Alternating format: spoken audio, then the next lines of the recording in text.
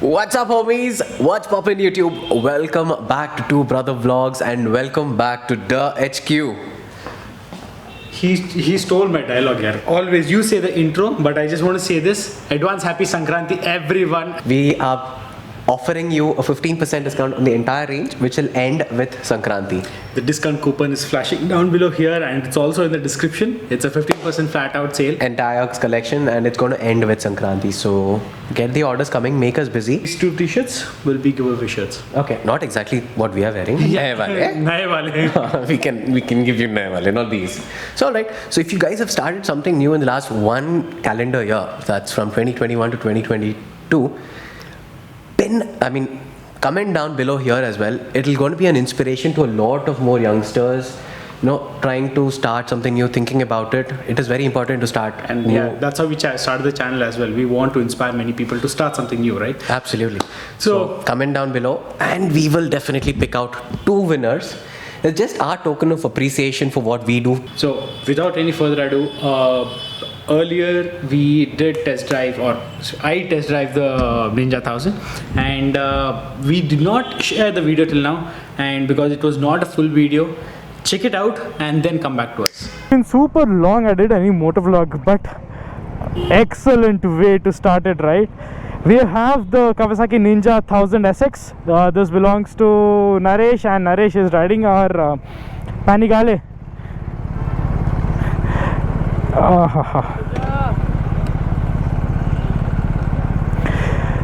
This actually is a very comfortable tourer according to everyone. Oh wow, the bike is on. Extremely smooth here, inline 4.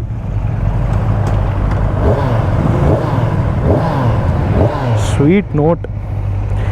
Clutch is light.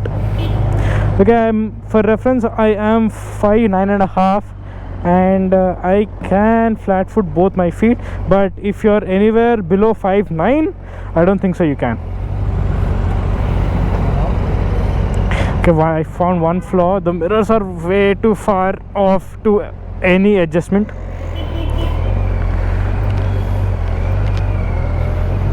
Talking. Ooh. So smooth. It's like that super posh car, futuristic super posh turbocharged car. It's that smooth. While taking a U-turn, I cannot twist the throttle. You can see this. I have to put my hand somewhere up, then I need to push it. My natural position is not possible here.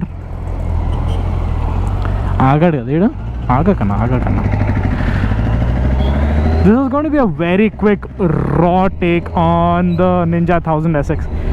Gearbox is smooth. Oh, it is so KQS, so that is Kawasaki quick shifter. I'm pretty sure that is engaged. Gearbox is smooth, throttle is smooth, extremely friendly. Seat is extremely comfortable.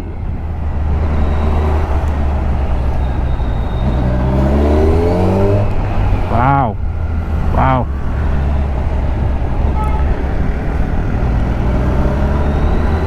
Okay, the display, you have a rev counter there. You can see which gear you're in. So now I'm shifting to second, that's second. And up top is road mode, and this is engaging Kawasaki kick shifter, speedometer and fuel gauge, range, odo, air temperature, bike temperature, air temperature and time. You have pretty much everything. Oh, quick shifter is okay. Not the smoothest, because I just came off riding the Panigale V2. That bike's quick shifter is excellent. Butter smooth. Yeah, but for a tourer, this is good. And let me check on the brakes. Front's good. Front's really good. Back, no.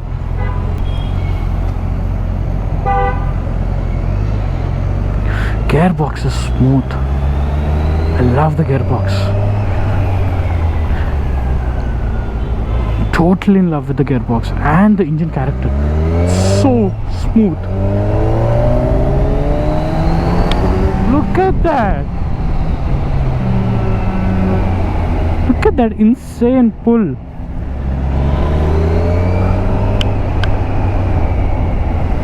And we are in road mode, not any sports mode as such. Wow. The only bad bit which I found till now is the back brake. I'm not a fan of the back brake. You get adjustable levers, you get pretty much everything. And also while taking a U-turn, your hand is not exactly in your natural position. The only thing which you didn't like? I didn't like, huh? అట్లా ఏం లేదమ్మా అంటావా? Maybe the fit and finish of panels and riding experience like that, this one was a problem. This is an aftermarket windshield, right? Still I felt it's not that effective. Maybe is it because of helmet or is it because of the shape of this? Once you cross 120 or something, you can't hear anything in your Senna. The problem which I felt is, if the handle is fully locked, with gloves you cannot hold the handlebar properly. Honest problem with most of the Kawasaki's which I know is all of them have rubber brake lines. So your feel and feedback is much less. So the bite is also less. The rear brake is not that good. But the front is amazing. You get high, this is pass switch, and if you push it forward, that's the high beam. And these are the mode selectors. Cruise control, indicator, the horn is hidden way inside. Typical Activa wala horn, your hazard lights, and you got your engine kill switch and the starter button all in one. Chalo. And okay, this is a new bike and it's not my bike. I don't want to risk it by going fast. Let's take it slow and steady. That's okay. We will reach our destination. Spare with me. Speak. What's popping with you? Welcome back to Two Brother Vlogs.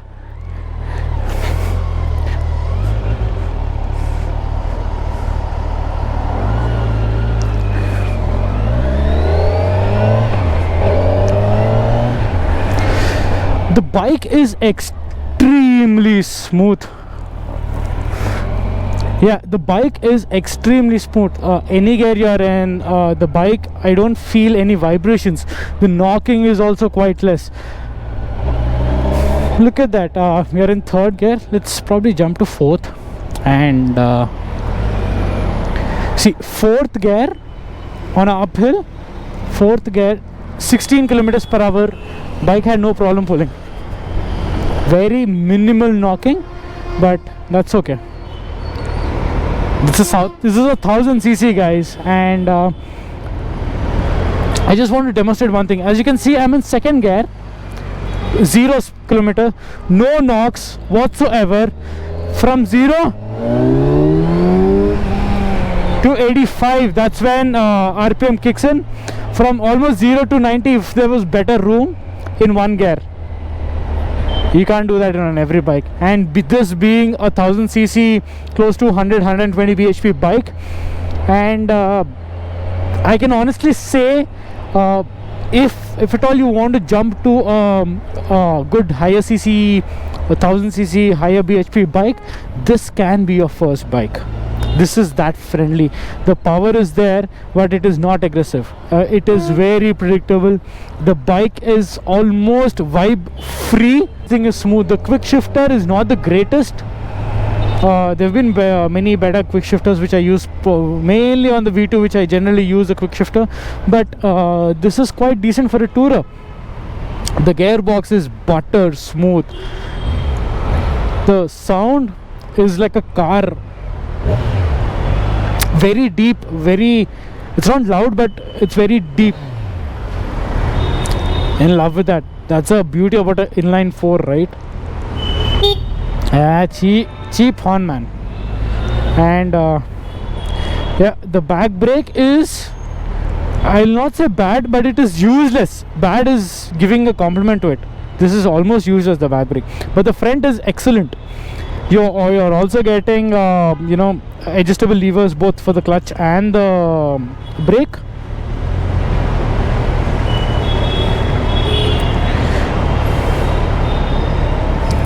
Naresh told that he did not like the fit and finish of the bike, but I don't see any panel gaps. Everything is neatly laid out. Yeah, I don't see any fit and finish problems. I liked it. I really liked it. This bike changed my mind into liking Kawasaki's. It's a good bike, man. It's a very good bike. It's a tourer. It's a sports tourer. The ground clearance is not that high. It's close to 120, 130 mm. You cannot go over potholes like we generally do on the Multistrada or on the Africa Twin.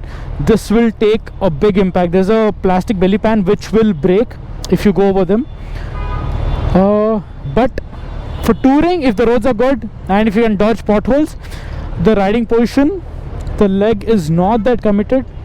The seat is plush, your torso, your back is upright, so, and the suspensions are adjustable, both the front and the back. I don't think so anyone on this bike will tune their suspension to stiffen it up, because the stock setup which the company gave is excellent. And to adjust the windscreen, there's a small hidden tab here. Click on it and just do it. This might be slightly better for touring. Even according to Panda, even this setup is absolutely non-helping, and you can still feel a lot of wind noise. And the mirrors here, they are quite too far off. Look at that. I can't reach. I need to bend all the way. So I really love the Ninja 1000. If you're a beginner rider and you wanted to take a leader class bike, I would blindly suggest you to take the Ninja 1000. Except for the ground clearance, everything else is picture perfect up with the bike. And yeah, Okay, and another reason, inline 4 cylinders, right? They don't have too much of power low down in the rev range. All their power is up top, so it is actually very friendly even to ride in the cities. Any inline 4 cylinder. it was not heating up. There was zero wipes. There are a little bit of panel gaps. I can understand. Naresh told me that there's a little bit of quality issue, but For that price? For that price, you cannot bet on. 140 bhp bike? You're getting cruise control. You're getting TFT screen. You're getting adjustable screen. I haven't ridden that bike personally. The thing which blew my mind was from zero, it could go to 100 In second gear without in the anything. second gear. Yeah. In the second gear, I didn't. Very honestly, I know you don't like this bike. Even the Bentley could do it. So this can easily do it. This is way more refined than that bike. I'm not a Bentley fan, but Yeah. So that's how we felt about the bike. Coming back to where we are now, okay? oh yeah. So thanks for all. Again, thank you all for the support. We have started with the design phase of lot 2. Here we need to go to Wrap and Shine because there's a super bike in for PPF. We just want to check that out. Even that was another prospect before buying the V2 because that was not launched when we purchased the V2. It is now in their shop. So let's go check it out. And now as we speak, we reached Wrap and Shine. And we have two monkeys there. అరే ఈ fan ఏమంటారు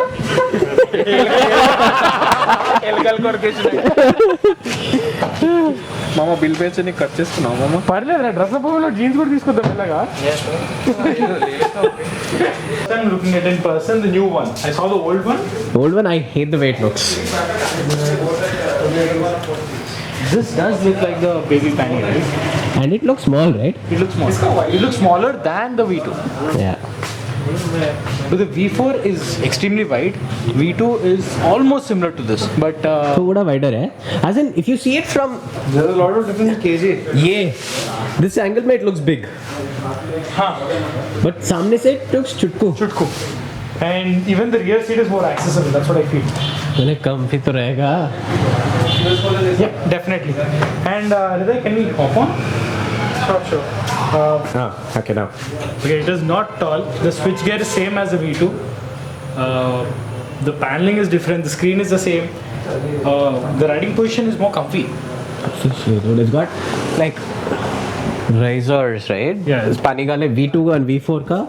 This clamp is basically stuck here. So Yeah, below the you've triple got cam. about 5-6 inches below the T clamp. Comfortable, huh? I don't know. I think even this thing heats up quite a lot. It's a Ducati, has to. But Less than your bike because your exhaust runs right under your seat. This exhaust is still below, if you see. It does not run under your Yeah. seat. The seat's way far less than your bike. This is a support tape and the line that you see. That bike does not even have the V4. Let's see. The big daddy of all. Still under installation, here you can't make out anything. Whether the PPF. So if you want to see the PPF, this is where the PPF ends. This entire thing is done one piece. Oh. And this portion is still done in PPF, but this portion is going to be hidden soon. Yeah. You don't even see any lines on this tank Lovely. because the tank is designed in that way. for the confirmation, it is written as Super Sport, but this is not a Super Sport. It's a tourer. It's a mild sports tourer. Yeah, it's a mild sports tourer. In Ducati, the super bikes are the Panigales, the Panigale V2 and the Panigale V4, and multiple variants of them. I did not get a chance to talk to this customer, but in future, if at all, if I get the chance, we will ride this along with the V2 and let's see and compare. By saying V2, V4, Super Sports. Comparing all three. hopefully someday I'm going to contact this customer and let's see in the future vlogs what will happen. By just saying this, peace out guys.